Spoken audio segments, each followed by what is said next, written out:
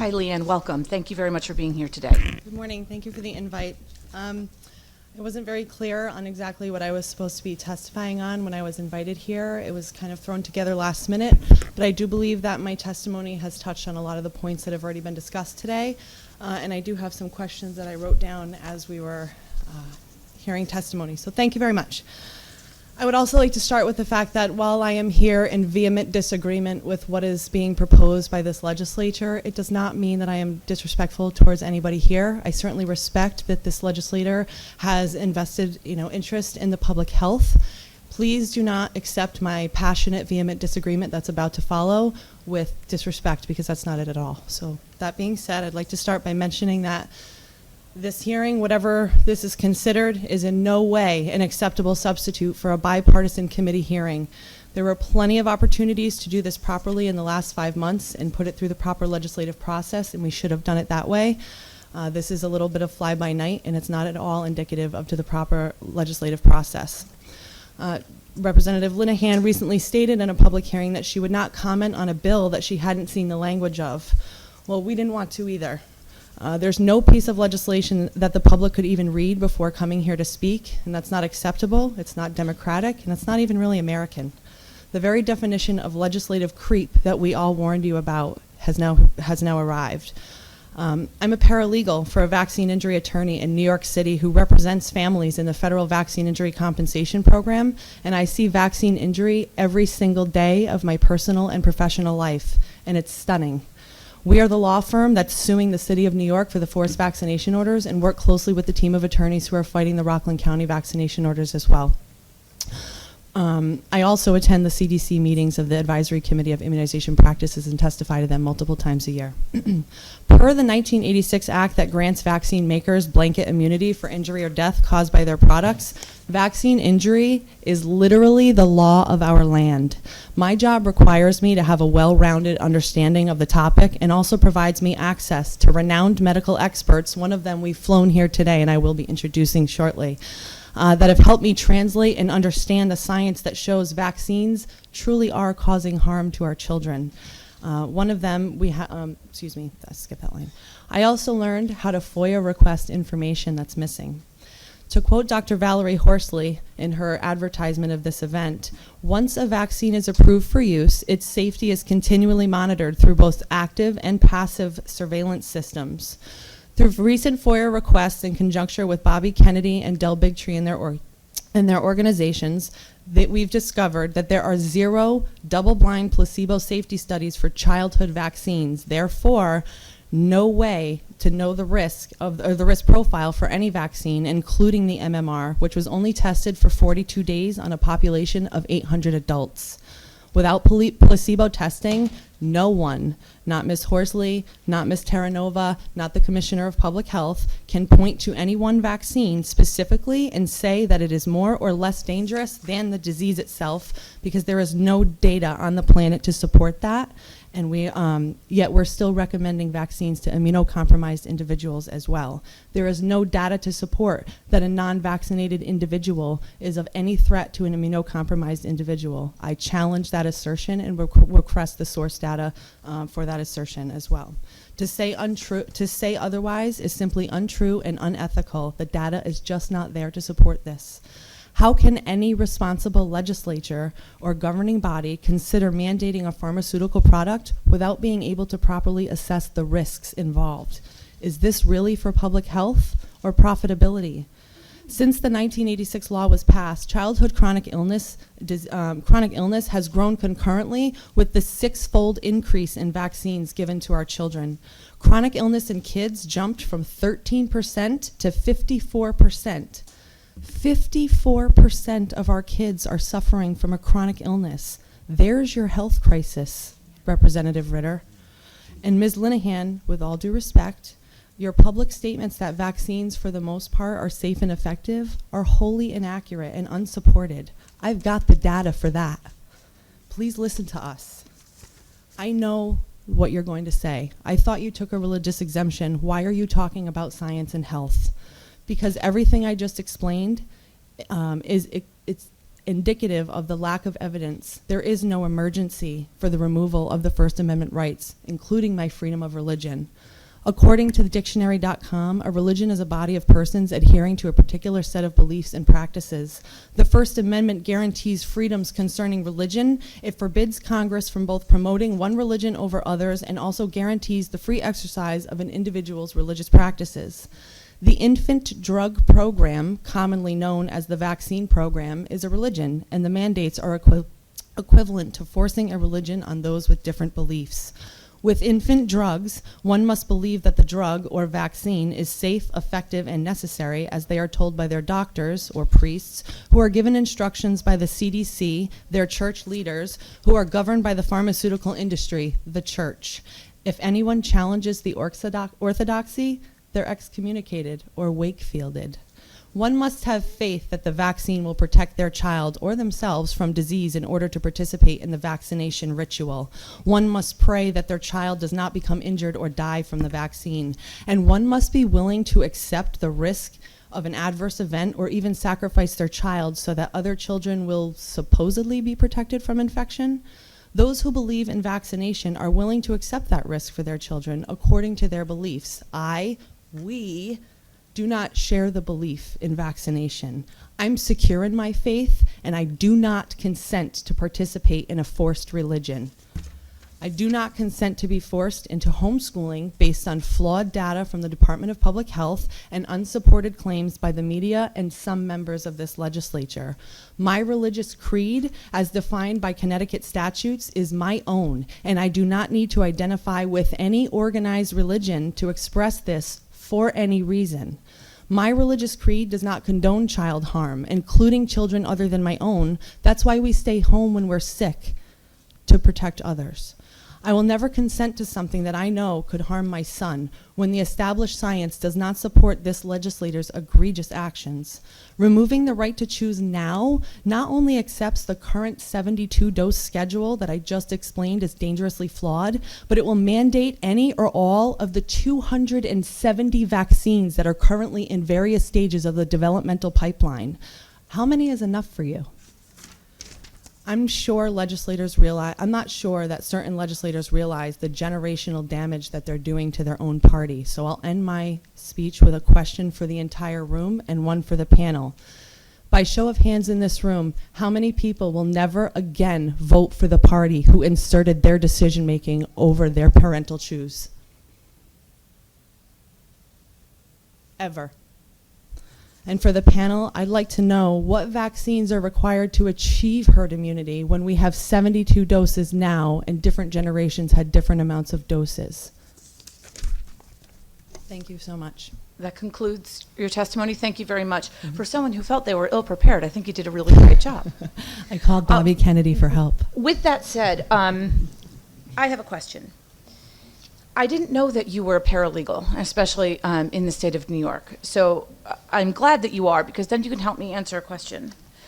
Are you aware of the State Department of Education decision regarding religious vaccinations in Orchard Park, which essentially found that a mother who claimed a religious exemption and she was denied, and then they went to court, and in court she had stated that it is her religious right to refuse vaccinations, but she also said that she did not believe in the safety and efficacy of vaccines. Are you aware of that case? I am not familiar. Because I can send that to you, but I'm going to show you just from today, okay?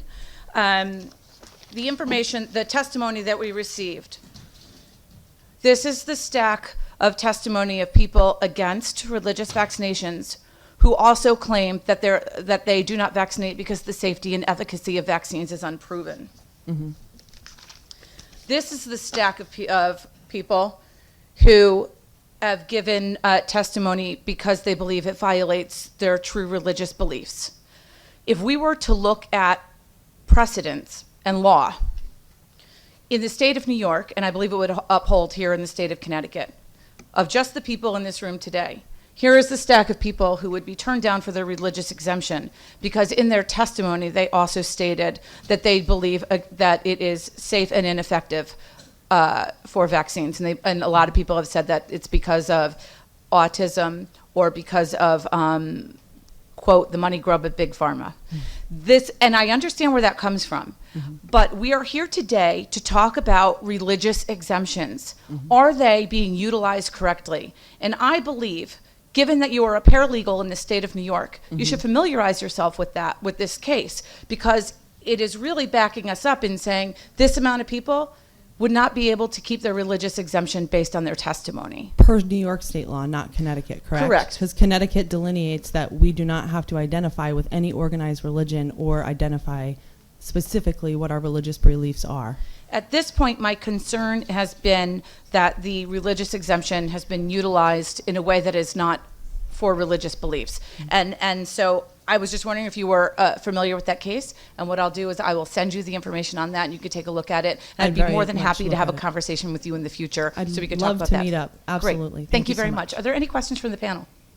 Yes, Representative Hennessy. Thank you, Madam Chair. So Lee, this is quite a heavy lift. There's 6 people on the panel today, and you're it. So Bobby couldn't make it. I called, believe me. I just I think you did a good job. I don't really have questions. If you don't mind a comment. So I've been in the legislature 16 years, and I've never seen something like this happen before. We've dealt with a lot of very polarized emotional issues. We've dealt with capital punishment and gun laws and civil union. And the interesting thing that I saw with these dynamics is that they're pretty much set as to when you go in, where you stand on it. And I understand this to be bias confirmation, that you're basically this is how I feel. This is how I feel, and it's an emotional, philosophical and everything. The interesting difference between that and this is that there is scientific, footnoted documentation that's just not being, recognized. I mean, people aren't reading these books, and because it'd be nice if we could have this dialogue on exactly the aspects of double-blind saline placebo tests that just haven't occurred with these vaccines that we inject into our children. And I just find it amazing that we have this polarization, and it's unfortunate. I find it unfortunate as well. I find it unfortunate that people in the state of Connecticut have had their First Amendment rights violated already, because the mandatory vaccination statutes in the state of Connecticut don't allow parents to speak up on any other subject other than religion. We are forced into saying, this is against my religion. And as I clearly just stated, my religious beliefs are my religious beliefs. And I didn't have to explain that to the legislator. I came here with an empathetic heart and tried to explain to you how my religious beliefs do coordinate with the lack of safety science and the flawed data and things of that nature. They are co-current. They do work together. So to have a stack of papers that say people aren't allowed, or they wouldn't qualify for this religious exemption based on New York state law, we're not talking about that. We're talking about Connecticut state law that says I do not have to identify with any organized religion to practice my religious beliefs, and that's where we are. Thank you very much. Representative Wilson-Phineas. Yes. Hello. This is really, good morning. Along the lines of a comment. I have to say that I certainly appreciate the passion in this room. I know I've been from one end of this to the other and thinking about the many issues, and I've remained open to hearing many things. We have seen that you've been open, and we thank you very much. But I find myself offended by the show of hands, as though to suggest that that would make a difference to me in my vote. When I take a vote, and as a legislator, as somebody who has taken an oath of office to do the very best I can to make decisions, They will never be made on the basis of people holding up their hands and saying they will not vote for me, won't vote for me because of a position I've taken. And I'm just so offended by the notion that that would make a difference to me. When you sit up here and you've been trusted by your constituents to come to a decision, like I said, you've got one vote for, in my district, 25,000 people, and you have to make that vote on your best understanding of all of the factors that you can possibly consider. And you know that you're making, no matter what decision you make, half the people are going to be in favor of it and the other half are not. So if you start taking into account the raise of hand and the sway of emotions, that's the day I want to go home from this job, because it will mean that I'm bought by a vote and that I'm voting, my vote is to encourage or to get the benefit of people bringing me back here rather than making the very best decision I can. And I just feel the need to say that, because sometimes I get emails where people say, if you don't vote for this, I'll never vote for you again. And I'm like, I wouldn't want a person who would consider that. So if I could just clarify and sincerely apologize for any offense that you may have suffered or experienced by that comment. I believe that the concern here with the parents in this room, and please don't make noise, I do not want any of us to get kicked out of here, but oftentimes we are feeling, you're saying that there's people who are in favor of it. The only people I see in favor of it in this room are paid professionals that are here. Every single parent in this room got a babysitter, some of them didn't, took days off work, rearranged their entire lives on really short notice, mind you, really short notice, to come here and express very sincere concerns based on very serious scientific data that is showing there is a problem. And when we don't feel heard, this becomes a single issue vote for us, because for some of us, this is a life and death issue. Some of the parents in this room have lost children to adverse reactions, and their other children can't get a medical exemption even though they've already lost one to an adverse event on a vaccine. So it's not a black and white issue. It's not anti-vaxxers and pro-vaxxers. It's a whole bunch of issues that really need to be discussed in a conversation that's not my side against yours. It's, as I've reached out to you, Representative Linehan, can we please just get together? Can we just have a sincere, professional, respectful conversation about this? Yes, it's emotional. We're here for our children. Everybody in this room, and I completely respect Representative Linehan and everybody on this panel as well, we all want what's best for our kids. I don't deny that, and I'm not accusing this legislator of wanting to harm children. I do feel that this legislator is being heavily swayed by a lobby who has vested interest in opening a market, and we are not being listened. We have nothing to gain by being here. We've actually lost by being here. We've lost time with our families. We spent our whole entire Mother's Day. Raise your hand if you spent your Mother's Day preparing for this day.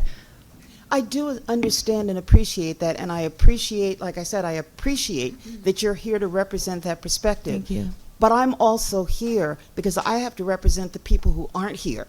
The woman who has an immune-compromised child who is fearful of going outside of her house because there are people in the environment that maybe haven't been vaccinated, or some that have been vaccinated and carry, something that can kill her child. Or the woman who doesn't want people to know that her child has HIV and can't be compromised. You can't be immunized. I was wondering if you could help clarify for me, because I do understand the concern of wanting to protect immunocompromised individuals, and I too want to protect them as well. Could the state or anybody in this room, and I'm sorry that the DPH left because I felt that there were some really good questions that could have been posed to them. Yeah. What is the number of immunocompromised students? Because I know many immunocompromised people are still recommended vaccines, including organ transplants. People who are receiving organs still have to have vaccines or they will not receive that organ transplant. The only people I really know that can't receive vaccines when they're immunocompromised are people experiencing chemotherapy, at which point they're usually home experiencing some awful side effects, and that's awful. So what is the true number of these immunocompromised children that we are trying to protect versus the amount of families that will be impacted by losing their First Amendment rights? Like, how many people are going to lose their First Amendment rights to protect what amount of people? I don't think it's a numbers game that you can play like that, because if it were my child or any child, I wouldn't want to take that risk. I don't know that you can, I don't know that you can adequately. And I'm going to have to interrupt, unfortunately. I appreciate your comments and your questions. Thank you very much, but we are dialogue. limited to one question per legislator. So Representative Turco. Thank you, Madam Chair, and thank you, LeeAnn, for your testimony. Thank you, sir.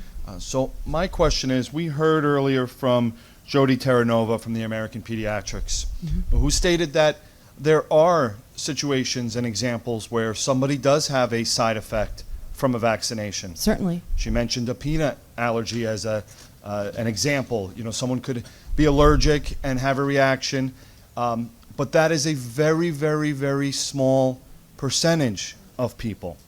I I would want to disagree. finish my question. I definitely want you to answer, but it's a very, very small percentage of people. The rest of us all here included, and you know, I think it's 98% of the general public here in Connecticut who gets these vaccinations. We're fine, we're good, and we are protected from very, very serious life-threatening diseases that could kill us and cause a major outbreak and kill us if we were to attract these diseases. So what Jody Terranova mentioned is we're so worried about the possibility of a side effect for a vaccination that because of that, we are having this discussion and people are exempting themselves to the possibility of getting a disease that is way, way worse for us as individuals and for the general public than the possibility of a side effect from a vaccine. So what I'd like to know is, why do you personally not, advocate for these exemptions?